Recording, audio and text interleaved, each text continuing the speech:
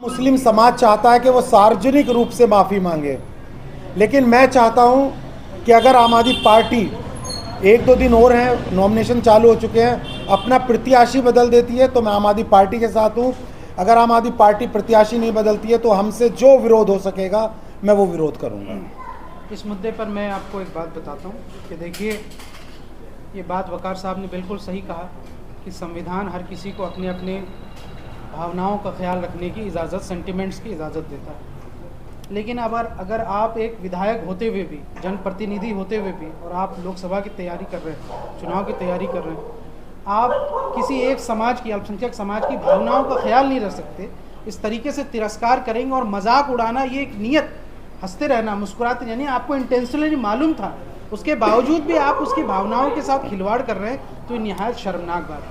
रही बात सियासी तौर पर, तो जाहिर सी बात है कि हम चाहते हैं कि जो लोग भी मुसलमानों की लीडरशिप का तिरस्कार करते हैं, इस तरीके से मजाक उड़ाते हैं, उनको एक माकूल जवाब देना चाहिए। जैसा कि भाई ने कहा कि अगर वो अपना प्रतिनिधि बदल देते हैं, कैंडिडेट बदल देते हैं, तो फिर एक स्थिति बनेगी और फिर वकार साहब जो चाहें उसमें उनको कर सकते हैं, अपने तरीके से फैसले। लेकिन अगर ऐसी स्थिति नहीं बनती और वकार साहब चुनाव लड़ने की इच्छा रखते हैं और वकार साहब खुद जनता के बीच में जाना चाहते हैं, तो हमारी तरफ से, MIM की तरफ से, दिल्ली मजलिस की तरफ से पूरी तरीके से उसको जन समर्थन मिलेगा और हम वकार साहब के साथ खड़े हैं। हमारी पूरी पार्टी की तरफ से आधिकारिक तौर पर हम इनके लिए ये घोषणा करते हैं कि ये जनता के बीच में जाएंगे तो हम इनको पूरी तरीके से समर्थन देंगे और सपोर्ट करेंगे। मुमकिन है, संभावना है, वकार साहब अगर यहाँ से लड़ना चाहें तो बहुत अच्छी बात है। आप देखेंगे, उसके बारे में भी विचार करेंगे। राजनीति में कुछ भी क्षेत्र यही ईस्ट दिल्ली की बात हो रही है जी, लोकसभा के लिए हम लोकसभा की ही बात कर रहे हैं। और मैं नहीं समझता हूं कि जितना कुलदीप कुमार, जितने बड़े यहाँ से उनके अपने चेहरे हैं, उससे बड़ा चेहरा अगर इस क्षेत्र में है तो कोई यहाँ से वकार चौधरी साहब है। और अगर इतने बड़े चेहरे होने के बावजूद भी, हमने पहले भी कहा था कि एक तो इंडिया अलायंस ने इस पूरी दिल्ली के अंदर इतनी बड़ी मुस्लिम आबादी होने के बावजूद भी, अल्पसंख्यक आबादी होने के बावजूद भी, आपने एक कैंडिडेट भी यहाँ से मुस्लिम समाज से नहीं दिया, सात कैंडिडेट में से। ये भी एक, आप धीरे धीरे मुस्लिम लीडरशिप को ख़त्म करना चाहते हैं। और उसके बावजूद भी मुस्लिम समाज पिछले 40 सालों में लोकसभा में आपको सपोर्ट करता आ रहा, किसी ना किसी तरीके से सेकुलर पार्टियों के साथ है।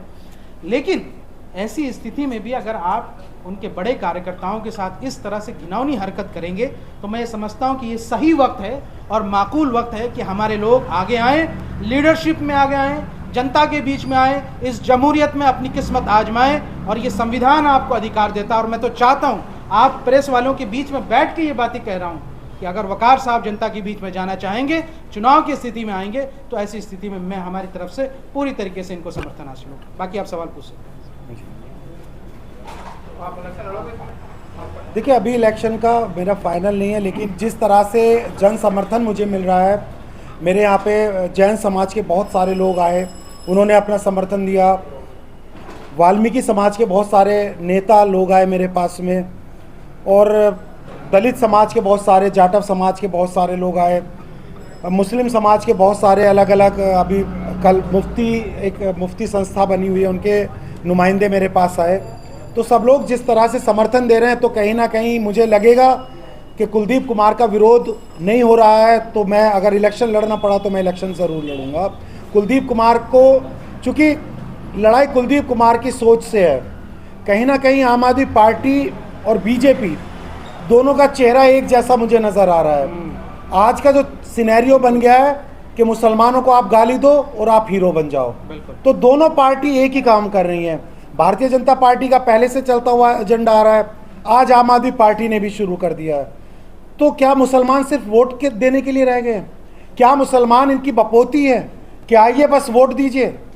उनकी आप तिरस्कार करिए, उनका आप मजाक उड़ाइए, उनकी आप बेइज्जती करिए, उनके समाज को आप नीचा दिखाइए और वोट लीजिए, तो अब ये नहीं चलने वाला है।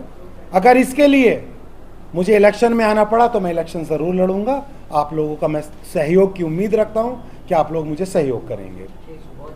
लेकिन एक सवाल ये है कि कुलदीप कुमार ने क्या आपको बताया कि ये पोरखी है, और या आपने खुद से जाना? आपको कैसे पता चला कि ये पोरखी है?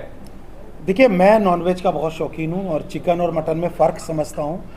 पीसेस देख के मुझे शक हुआ और शक मेरा तब यकीन में बदल गया जब कुलदीप कुमार हंसे और उन्होंने एक जुमला कहा कि यार नॉनवेज नॉनवेज होता है, उसमें कोई फ़र्क नहीं पड़ता, नॉनवेज सब एक जैसे होते हैं। तो मेरा शक यकीन में बदल गया। तब मैं छोड़ के भागा तो वो हंसते रहे और मेरी आंखों में आंसू थे।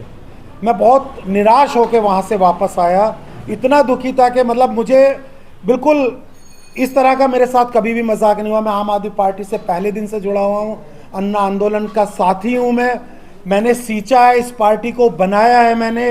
अरविंद केजरीवाल ने मुझे सिखाया है कि विरोध करिए, अगर आप सही हैं और दूसरा गलत है तो उसका विरोध करिए। मैंने उसका विरोध किया था और ये नतीजा है कि आम आदमी पार्टी के शीर्ष नेतृत्व मेरे घर पे आके मुझसे वादा करके गया। संदीप पाठक जी, आतिशी मैडम, गोपाल राय जी, संजय सिंह, राज्यसभा सांसद, सारे लोग आए, विधायक सारे आए और वादा करके गए कि हम कुलदीप कुमार को बदल देंगे, लेकिन आज तक उन्होंने कोई एक्शन नहीं लिया। इसलिए मुझे कहीं ना कहीं फैसला लेने की घड़ी मेरी आ गई है और मैं फैसला लेने वाला हूं। बहुत जल्दी मैं आप लोगों के साथ शेयर करूंगा। ये भाई, आप जिस तरह साथ में बैठे हैं, कुछ ही समय गुजरेगा कि आप पर आरोप आने लगेगा बीजेपी को जिताने की नई साजिश शुरू हो गई है, तो क्या आप लोग इस आरोप के लिए तैयार हैं? ना किसी को जिताने की जिम्मेदारी या ना ठेकेदारी हमारी है, ना किसी को हराने की ठेकेदारी हमारे पास है। हम तो खुद को जिताने हैं। हम इस समाज को ये मैसेज देना चाहते हैं कि जो हमारा पिछड़ा समाज है, चाहे वो दलित हो, चाहे वो ओबीसी हो, अल्पसंख्यक हो, जो भी पसमानदा हो, अगर वो क़यादत चाहता है, वो ख़ुद को आगे बढ़ाना चाहता है, वो हमारे साथ आएगा। हमने कभी भी सिर्फ़ एक समूह या एक जाति की राजनीति नहीं की। हमारे पार्षद में से हिंदू भी हैं, दलित जाति से भी हैं, मुस्लिम भी हैं, सिख भी हैं। आप पूरे ओवरऑल इंडिया में, अभी हमने MIM ने जो है सीवर में, बिहार में टिकट दिया, राणा रणजीत सिंह को दिया, लोकसभा का टिकट दिया। तो आप सिर्फ नाम से और चेहरे से कब तक राजनीति आप समझते रहेंगे? शिवसेना से तो आपने नहीं पूछा। शिवसेना आपके लिए सेकुलर हो जाती है, कांग्रेस के साथ आती है तो शिवसेना सेकुलर हो जाती है। साहब, हमारे में यहाँ से मुस्लिमीन है तो हम यहाँ से सेकुलर नहीं। ये पैमाना कौन तय करेगा? कौन? प्रधानमंत्री जी तय करेंगे, जो खुद मुसलमानों को मंचों से गालियां देते हैं, जो उनका तिरस्कार करते हैं, अपमान करते हैं। कौन तय करेगा? तो ये सर्टिफिकेट देना आप बंद कीजिए। हम एक जमहूरी निज़ाम के अंदर, हम एक सियासी पार्टी हैं और इस कॉन्स्टिट्यूशन ने और भारत के यहाँ से इलेक्शन कमीशन ने हमें हक दिया लड़ने का, चुनाव लड़ने का, जनता के बीच जाने का। यह जनता तय करेगी कौन सही है और कौन गलत है। कोई पत्रकार, चाहे गोदी मीडिया का हो या किसी भी यहाँ से पार्टी पक्ष से आया हुआ व्यक्ति हो, वो ये सर्टिफिकेट MIM को देने की ये जरूरत नहीं कर सकता। कम से कम दिल्ली में तो मैं ये सुनिश्चित जरूर करूँगा। बहुत बहुत शुक्रिया, धन्यवाद।